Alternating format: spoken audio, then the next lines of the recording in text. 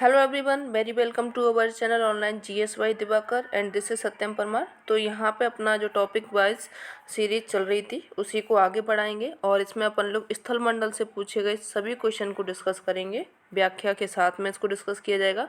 ये क्वेश्चन आप लोगों के नेट सेट और जो आपका TGT PGT assistant professor in सभी में जितने भी क्वेश्चन आप लोगों के ज्योग्राफी के पूछे गए हैं उनको यहाँ पे डिस्कस किया जाएगा। ठीक है, चलिए शुरू करते हैं आज का अपना पहला क्वेश्चन।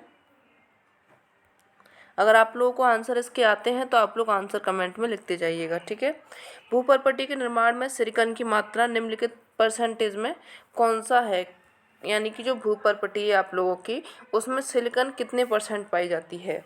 22.72%, 27.72%, 25.72% या फिर 30.72%। तो देखिए जो भूपर्पटी है अपनी, इसमें जो सिलिकॉन पाई जाती है या फिर सिलिका पाई जाती है वो कितनी होती है, वो आप लोगों की पाई जाती है 27.72%, यानी कि बी ऑप्शन आप लोगों का करेक्ट हो जाएगा। ठीक है, चलिए देखिए और इसमें क्या क्या पाया जाता है इसका भी देख लीजिए। ये आप लोगों की सबसे ज़्यादा पाए जाने वाला जो तत्व होता है ऑक्सीजन होता है 46.8%। ये कहाँ पे पाया जाता है, जो आपका क्रस्ट वाला पार्ट होता है। ठीक है, उसके बाद में सिलिका पाया जाता है 27.7%, एल्यूमिनियम 8.1% पाया जाता है, लोहा 5.0% पाया जाता है। ये बात किसकी कर रहा है, क्रस्ट की बात कर रहा है, जो अपना भूपर्पटी वाला पार्ट होता है उसका। ठीक है, चलिए आगे बढ़ेंगे। नेक्स्ट क्वेश्चन देखिए। मेंटल के ऊपरी भाग जिसके ऊपर पृथ्वी की परपटी प्लवन करती है उसको कहा जाता है गुरुमंडल, यानी कि बेरिस्फीयर, मोसोस्फीयर या फिर हाइड्रोस्फीयर, एस्थेनोस्फीयर। यानी कि जहाँ पे प्लवन यानी कि तैरती है वो क्या होती है, उसको क्या बोला जाता है। तो यहाँ पे आपका जो सही आंसर होगा डी ऑप्शन हो जाएगा, एस्थेनोस्फीयर, या फिर इसको दुर्बलता मंडल भी कहा जाता है। डी ऑप्शन करेक्ट हो गया। चलिए इसकी व्याख्या देख लीजिए। पृथ्वी की भूपर्पटी 100 किलोमीटर की गहराई तक पाई जाती है, जो आपका क्रस्ट वाला पार्ट होता है। उसके ऊपर मेंटल पाई जाती है और मेंटल के ऊपरी भाग को ही अपन लोग क्या बोलते हैं, एस्थेनोस्फीयर या फिर दुर्बलता मंडल या फिर दुर्बल मंडल इसको कहा जाता है, जिसके ऊपर परपटी प्लवन करती है या फिर तैरती है। ठीक है, इसी दुर्बलता मंडल से भूकंप की भी उत्पत्ति होती है। गुरुमंडल यानी कि बेरिस्फीयर 2800 किलोमीटर से केंद्र तक पाई जाने वाली पृथ्वी के आंतरिक संरचना का अंग होता है। ठीक है, तो गुरुमंडल क्या होता है, ये पाया जाता है कितने किलोमीटर तक, 2800 किलोमीटर तक ये पाया जाता है, जिसमें निकिल और फेरस की मात्रा पाई जाती है। किसमें, ये आपका गुरुमंडल या फिर बेरिस्फीयर की बात कर रहा है।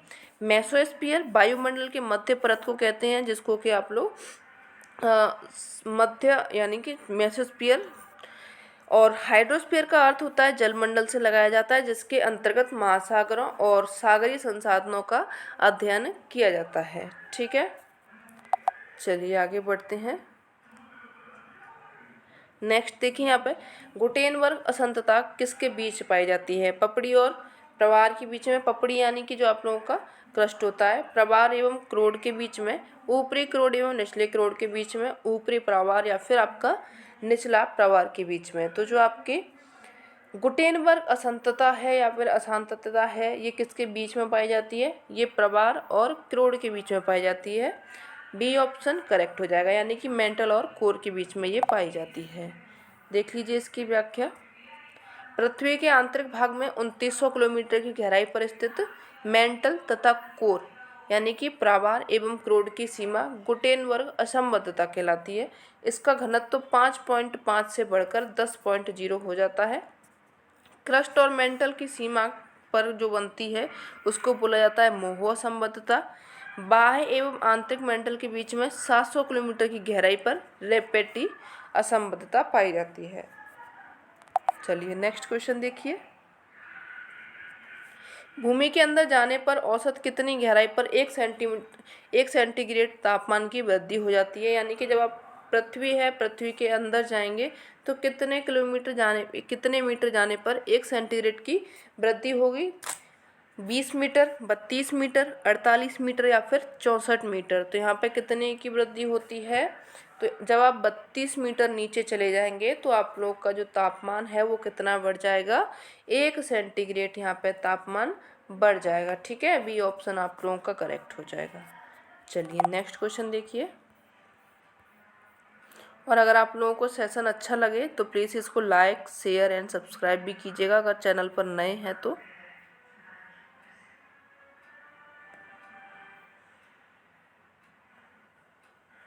चलिए, यहाँ पर निम्नलिखित कथनों पर विचार करना है। पहला ऑप्शन इसमें दिया गया है, उच्चावच भूदृश्य में लंबवत ऊंचाई के अंतर को व्यक्त करता है। दूसरा यहाँ पे बोल रहा है कि पृथ्वी की सतह का ऊंचा नीचा स्वरूप स्थलाकृति कहा जाता है। ऊंचा नीचा यानी कि जो आपके पर्वत पठार मैदान, इन सभी की बात कर रहा है। उच्चतादर्शी वक्र क्षेत्रफल और ऊंचाई के द्वारा पृथ्वी की सतह के विस्तार को प्रदर्शित किया जाता है। तो इसमें से कौन कौन से कथन सही हो जाएंगे, तो अगर देखिए बात करी जाए उच्चावच की, उच्चावच भूदृश्य में लंबवत ऊंचाई के अंतर को व्यक्त करता है, बिल्कुल सही है। कहीं पर ऊंचाई होती है तो कहीं पर गहराई होती है, तो मापते हम किसको हैं, हाइट को ही मापते हैं। पृथ्वी की सतह का जो ऊंचा नीचा स्वरूप होता है उसी को हम लोग स्थलाकृति कहते हैं। बी ऑप्शन भी आप लोगों का करेक्ट है। तीसरे में बोल रहा है कि जो उच्चतादर्शी वक्र होता है उसके क्षेत्रफल ऊंचाई के द्वारा पृथ्वी की सतह के विस्तार को प्रदर्शित किया जा सकता है, तो ये भी आप लोगों का सही हो जाएगा। ठीक है, तो यहाँ पे 1 2 3 सही हैं। ऑप्शन देख लेते हैं कौन से में ये सही दिया गया है।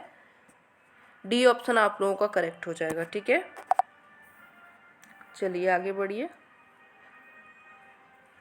निम्नलिखित में से कौन सा कथन सत्य नहीं है पूछा गया है यहाँ पे। पृथ्वी का अधिकांश भाग मेंटल है।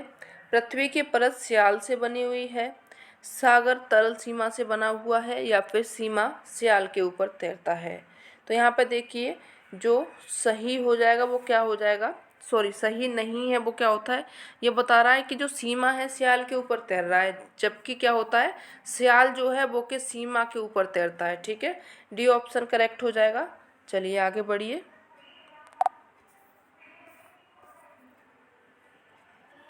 तरल अवस्था में निकेल और लोहे की से बनी पृथ्वी की सबसे भारी और सबसे आंतरिक परत को क्या कहते हैं, परपटी, सीमा, स्याल या फिर निफे। तो जो सबसे भारी और तरल जो सीमा होती है उसको क्या बोला जाता है, निफे बोला जाता है। ठीक है, निफे यानी कि निकेल एवं फेरस हो गया। आगे बढ़िए। पृथ्वी की कौन सी परत में मुख्य रूप से लोहे और मैग्नीशियम के सिलिकेट होते हैं, मेंटल में, ऊपरी कोर में, परपटी में या फिर आंतरिक कोर में। तो जो मैग्नीशियम के सिलिकेट पाए जाते हैं वो कौन से वाले परत में पाए जाते हैं, ये आप लोगों का ए ऑप्शन करेक्ट हो जाएगा। जो मेंटल वाला पार्ट होता है उसमें मैग्नीशियम और सिलिकेट के रूप पाए जाते हैं, जो आपके गुण पाए जाते हैं। ठीक है, ए ऑप्शन आप लोगों का करेक्ट हो जाएगा। आगे बढ़िए। ये आप लोगों को पता ही होगा कि जो मोहो संबद्धता से लेकर के 200 किलोमीटर की गहराई तक का भाग, और जो 200 से 700 किलोमीटर, ये आपके किसकी बात कर रहा है, लोहे एवं मैग्नीशियम के जो सिलिकेट पाए जाते हैं उन सभी की गहराई बता रहा है कि कहाँ से कहाँ तक ये पाए जाते हैं। आगे बढ़िए।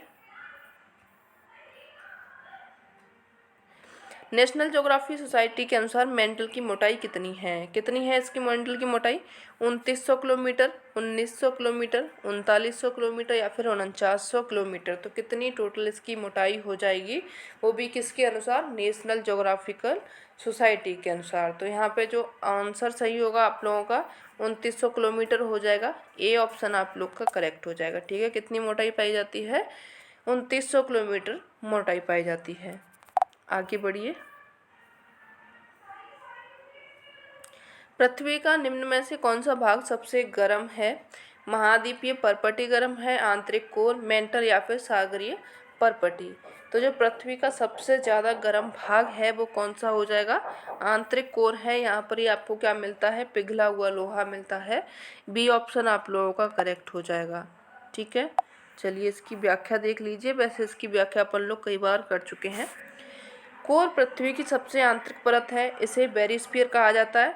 यह मुख्यतः निकेल एवं लोहा द्वारा बनी हुई है, इसे ही निफे कहा जाता है। ठीक है, 2900 से लेकर के 5150 किलोमीटर तक की गहराई तक का भाग जो है वो कैसा है, तरल अवस्था में, लिक्विड में है। लेकिन 5150 से लेकर के 6371 यानी कि 6371 की गहराई का जो भाग है वो कैसा है, ठोस है। तो इसीलिए क्वेश्चन जब पूछा जाता है कि जो आपका कोर वाला एरिया है वो ठोस है या फिर तरल है, तो आप लोग ज़्यादातर आंसर कौन सा करते हैं, वो ठोस है। ठीक है। कोर का अधिकतम तापमान कितना है, 5500 डिग्री सेंटीग्रेड एवं जो घनत्व कितना है, 13 इसका घनत्व हो जाएगा। आगे बढ़िए। निम्नलिखित में से कौन सी परत पृथ्वी की सबसे पतली परत है, आंतरिक कोर है, ऊपरी कोर है, परपटी है या फिर मेंटल है। कौन सी है जो कि सबसे पतली परत होगी, सबसे पतली परत यहाँ पे आपकी परपटी होती है, क्रस्ट होता है। ठीक है, सी ऑप्शन करेक्ट हो जाएगा। क्रस्ट आप लोग को अब तो याद हो गया होगा, लेकिन फिर भी देख लीजिए। भूपर्पटी या फिर क्रस्ट पृथ्वी की सबसे ऊपरी एवं सबसे पतली परत है, जिसकी औसत मोटाई 30 किलोमीटर है। महाद्वीपीय भागों में इसकी मोटाई 30 किलोमीटर है, जबकि महासागरीय भागों में मात्र 5 किलोमीटर मोटा है। क्रस्ट मुख्यतः दो भागों में विभाजित है। ऊपरी क्रस्ट, जिसको कि परपटी यानी कि वही आपका क्रस्ट वाला पार्ट है। जो ऊपरी क्रस्ट बना हुआ है ये ग्रेनाइट की चट्टानों से बना हुआ है, जिससे क्या बने हैं, महाद्वीप बने हैं। निचले क्रस्ट ये बेसाल्ट की चट्टानों से बना हुआ है, जिससे क्या बने हुए हैं, महासागर बने हैं या फिर महासागरीय बेसिन बने हुए हैं। ठीक है, चलिए आगे बढ़ते हैं। मेंटल के ऊपरी हिस्से की सघनता का विस्तार कितना है, 3.2 से लेकर के 3.5 ग्राम प्रति सेंटीमीटर क्यूब, या फिर 5.0 से लेकर के 5.8, या फिर 7.2 से लेकर के 7.5 ग्राम प्रति सेंटीमीटर क्यूब, या फिर 9.0 से लेकर के 9.8 ग्राम प्रति सेंटीमीटर क्यूब। तो जो मेंटल का ऊपरी हिस्सा है, आज क्या है कि जो हमारा बगल वाला मकान है उसमें लाइट फिटिंग कर रहे हैं लोग, तो आज सुबह से डिस्टर्ब किया हुआ है इन लोगों ने। चलिए कोई बात नहीं। तो इसका जो सही आंसर होगा 29 का ए ऑप्शन करेक्ट हो जाएगा। 3.2 से लेकर के 3.5 ग्राम प्रति सेंटीमीटर क्यूब हो जाएगा। ए ऑप्शन आप लोग का करेक्ट हो जाएगा। ठीक है, चलिए इसकी व्याख्या देख लीजिए। मेंटल के ऊपरी हिस्से की सघनता का विस्तार 3.2 से लेकर के 3.5 ग्राम प्रति सेंटीमीटर क्यूब पाया जाता है। मोह असंबद्धता से लगभग 2900 किलोमीटर की गहराई तक मेंटल का विस्तार है। पृथ्वी के समस्त आयतन का 83% एवं द्रव्यमान का 68% मेंटल में व्याप्त है। मेंटल के ऊपरी भाग का घनत्व 3 से लेकर के 3.5 एवं निम्न भाग का घनत्व 4.5 से लेकर के 5.5 होता है। यह घनत्व को आप लोग याद रखिएगा, क्योंकि यहाँ से क्वेश्चन पूछा जाता है। ठीक है, चलिए आगे बढ़िए। नेक्स्ट है आप लोगों का, पृथ्वी के अभ्यंतर के बारे में निम्न कथनों का अध्ययन कीजिए तथा नीचे दिए गए कूट से सही उत्तर का चयन कीजिए। पहला यहाँ पे बता रहा है कि जो बाह्य भूपृष्ठ है इसका औसत घनत्व कितना पाया जाता है, 2.8 इसका घनत्व पाया जाता है। ठीक है, याद रखिएगा इसको, क्योंकि इसके दो ऑप्शन जो दिए गए हैं वो ऊपर हैं। भूपृष्ठ प्रवाह से गुटेनबर्ग असंबद्धता द्वारा अलग किया जाता है। ठीक है, तो गुटेनबर्ग द्वारा किया जा सकता है या फिर कोई और है, ये भी याद रखना, क्योंकि वो जो आपका जो कोमो रेगुल है उसको याद रखना। ये बात किसकी कर रहा है, प्रवाह की। ठीक है, यानी कि मेंटल की बात कर रहा है। आगे बढ़िए।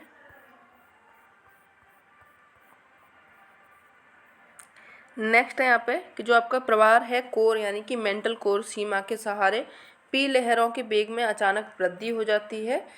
चौथे में आपका दिया गया है पृथ्वी का आंतरिक क्रोड गलित अवस्था में पाया जाता है। ठीक है, तो देखिए जो आपका आंतरिक क्रोड था अभी अपन लोगों ने पढ़ा था 5150 से लेकर के 6371 किलोमीटर की गहराई में जो कोर एरिया है वो कैसा है, ठोस है। यहाँ पे गलत दिया गया तो ये आपका गलत हो जाएगा।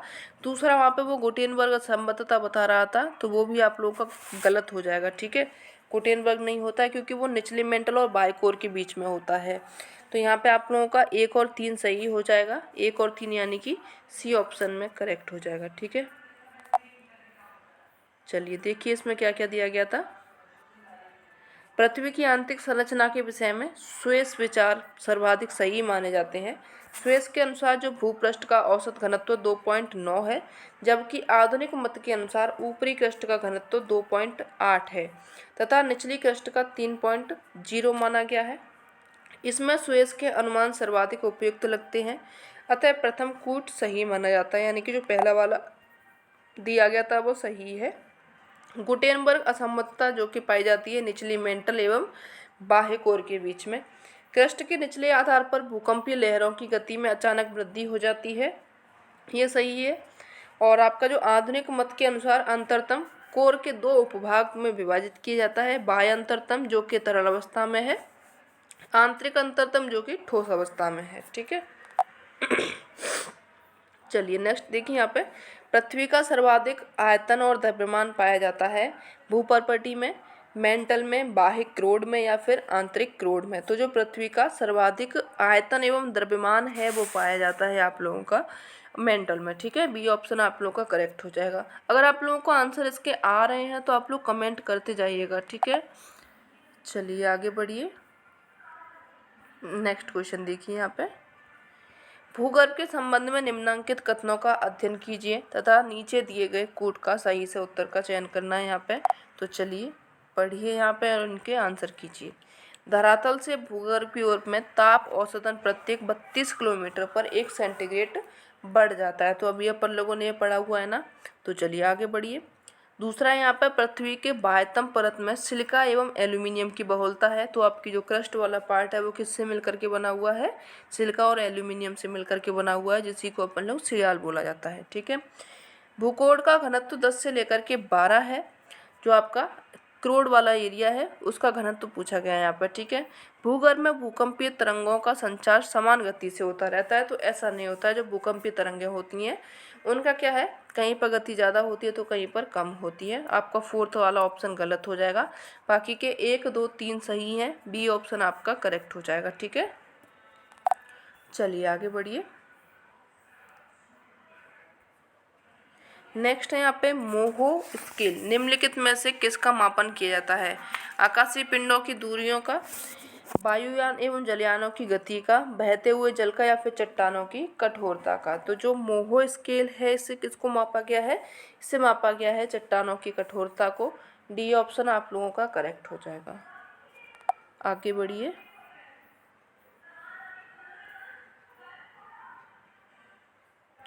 कोर मध्यस्थ क्षेत्र में कौन सी लहरें प्रवाहित हो सकती हैं, प्राथमिक लहरें, द्वितीयक लहरें, धरातलीय लहरें या फिर प्राथमिक व द्वितीयक लहरें।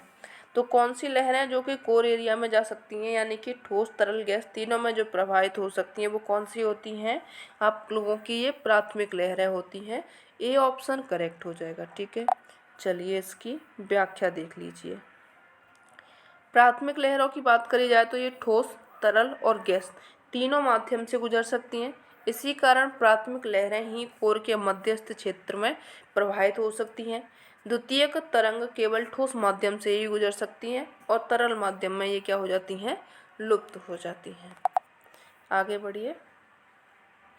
पृथ्वी की किस गहराई पर ठोस पदार्थ तरलावस्था में मिलते हैं, 32 किलोमीटर में, 50 किलोमीटर में, 80 किलोमीटर में या फिर 100 किलोमीटर में। तो ये आपका जो ठोस पदार्थ है जो कि तरल अवस्था में मिलता है वो कितने किलोमीटर में मिलता है, जब आप जाएंगे 100 किलोमीटर तक। ठीक है, डी ऑप्शन आप लोगों का करेक्ट हो जाएगा। आगे बढ़िए, इसकी व्याख्या देख लीजिए। मेंटल में जाएंगे आप लोग 100 से 200 किलोमीटर की गहराई पर, तो जो भूकंपीय तरंग हैं उनकी गति मंद हो जाती है और इस भाग को निम्न गतिक मंडल भी कहा जाता है। इसे प्लास्टिक दुर्बलता मंडल भी कहा जाता है। यह भाग प्लास्टिक एवं अपेक्षाकृत पिघली हुई अवस्था में है। इस भाग में ठोस पदार्थ तरलावस्था में मिलते हैं। आगे बढ़िए। नेक्स्ट देखिए यहाँ पे पृथ्वी की भूपर्पटी एवं ऊपरी मेंटल भाग में प्लेटों का संचरण निम्नलिखित में से किस माध्यम से शक्ति ऊर्जा प्राप्त करता है, गुरुत्वाकर्षण से, रेडियो एक्टिव पदार्थों से, चट्टानों के भार से या फिर संवहन से। तो यहाँ पे क्या ऑप्शन इसका सही होगा, रेडियो एक्टिव पदार्थों से क्या होता है, ऊर्जा प्राप्त करता है या फिर इनके माध्यम से शक्ति प्राप्त करता है। बी ऑप्शन आप लोगों का करेक्ट हो जाएगा। आगे बढ़िए। संपूर्ण पृथ्वी का घनत्व कितना है, 2.7 है, 3.5, 5.5 या फिर 5.2। तो जो पूरी पृथ्वी है इसका औसत घनत्व यहाँ पे पूछा गया है वो कितना हो जाएगा, 5.5 है, यानी कि सी ऑप्शन आप लोगों का करेक्ट हो जाएगा। आगे बढ़िए। निम्नलिखित विद्वानों में से किसने क्रस्ट के नीचे पृथ्वी के आंतरिक भाग में 3 परतों सियाल, सीमा और निफे की पहचान की है? स्वेस ने, डॉली ने, जेफरीज ने या फिर होम्स ने? तो किसने की है? यहाँ पे आप लोगों का ऑप्शन कौन सा करेक्ट होगा? स्वेस महोदय ने क्या किया है? सियाल, सीमा, निफे की पहचान की है। ए ऑप्शन आपका करेक्ट हो जाएगा। ठीक है, आगे बढ़िए, नेक्स्ट क्वेश्चन देखिए।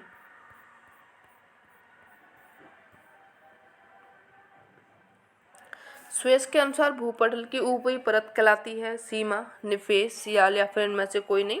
तो आपकी जो सबसे ऊपरी परत होती है वो उसको क्या बोला जाता है? सियाल बोला जाता है। सी ऑप्शन करेक्ट हो जाएगा। आगे बढ़िए। विश्व में थल क्षेत्र की औसत ऊंचाई है 840 मीटर, 900 मीटर, 950 मीटर या फिर 925 मीटर। तो जो आपका थल क्षेत्र है इसकी औसत ऊंचाई कितनी हो जाएगी? 840 मीटर आप लोगों की थल क्षेत्र की ऊंचाई हो जाएगी। इन क्वेश्चन पे अब आप लोग थोड़ा सा ज़्यादा ध्यान दीजिएगा, क्योंकि अगर आप लोगों ने फिल किया हुआ है यूपी पीजीटी का जो फॉर्म फिल किया होता है, 1-2 साल हो गए, शायद 2 होने वाले हैं, तभी इसके फॉर्म फिल हुए थे। अब उसका एग्ज़ाम आपका शायद हो सके अगस्त में हो जाए। ठीक है, तो अब आप लोग इस तरीके के क्वेश्चन पर थोड़ा सा ज़्यादा नोटिस करके चलेंगे, क्योंकि जो आपके क्वेश्चन हैं पीजीटी में वो फैक्ट वाइज ज़्यादा पूछे जाते हैं। ठीक है, चलिए आगे बढ़िए। भूगर्ती एवं भूभौतिकी के अंतर्राष्ट्रीय संघ के अनुसार भूपटल की औसत मोटाई कितनी है? 20 किलोमीटर, 32 किलोमीटर, 36 किलोमीटर या फिर 30 किलोमीटर? तो जो इसकी औसत मोटाई हो जाएगी वो कितनी होती है? 30 किलोमीटर इसकी औसत मोटाई होती है। ठीक है, डी ऑप्शन करेक्ट हो जाएगा। आप इन क्वेश्चन को देखिए ध्यान से और करने की कोशिश भी कीजिए कि आपके ये वाले क्वेश्चन कितने करेक्ट हो रहे हैं। ठीक है, आगे देखिए। महोरभिक्षिक असंततता निम्नलिखित में से किन के बीच सीमा का निर्धारण करती है? महाद्वीपीय शेल्फ एवं महासागर पटल के बीच में, दुर्बलता मंडल और स्थल मंडल के बीच में, परपटी और ऊपरी प्रवार के बीच में, कोर एवं प्रवार के बीच में। तो ये किसके बीच में सीमा का निर्माण करती है? यहाँ पे आप लोगों का कौन सा ऑप्शन सही होगा? सी ऑप्शन आपका करेक्ट हो जाएगा। जो महोरभिक असंततता है ये परपटी और ऊपरी प्रवार के बीच में सीमा बनाती है। आगे बढ़िए।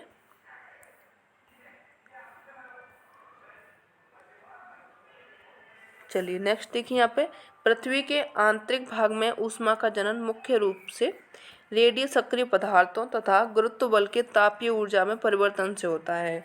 यहाँ पे कथन दोनों सही हैं या फिर दोनों गलत हैं? कथन एक सही है, दूसरा गलत है, दूसरा सही है, पहला गलत है। तो यहाँ पे आपका कौन सा ऑप्शन करेक्ट होगा? देखिए, जो पृथ्वी है उसके आंतरिक भाग में जो ऊष्मा का जनन होता है उसका मुख्य कारण क्या होता है? एक तो आपका रेडियो सक्रिय पदार्थ होते हैं, दूसरा जो होते हैं वो गुरुत्व बल के तापीय ऊर्जा में परिवर्तन होता है। दोनों ही कथन आप लोगों के सही हैं, यानी कि सी ऑप्शन आपका करेक्ट हो जाएगा। ठीक है, तो ये हो गया आप लोगों का आज का सेशन। और ये सेशन कैसा लगा ज़रूर बताइएगा। अच्छा लगा हो तो अपने फ्रेंड्स को इसको शेयर कीजिएगा। ठीक है, अभी क्या है, मैं आपको 2 से 3 क्लास इसी वाले सेशन की लेने की सोच रही हूँ जो टॉपिक वाइज होते हैं, लेकिन अभी क्या है कि थोड़ा सा घर में प्रॉब्लम चल रही है जिसके कारण में 2 से 3 क्लास नहीं हो पा रही हैं, लेकिन बहुत जल्दी ये भी ठीक हो जाएगा। 2 से 4 दिन में फिर आपकी 2 से 3 क्लास होने लगेंगी। ठीक है, थैंक्स फॉर वॉचिंग। मिलते हैं नेक्स्ट सेशन में, तब तक के लिए धन्यवाद।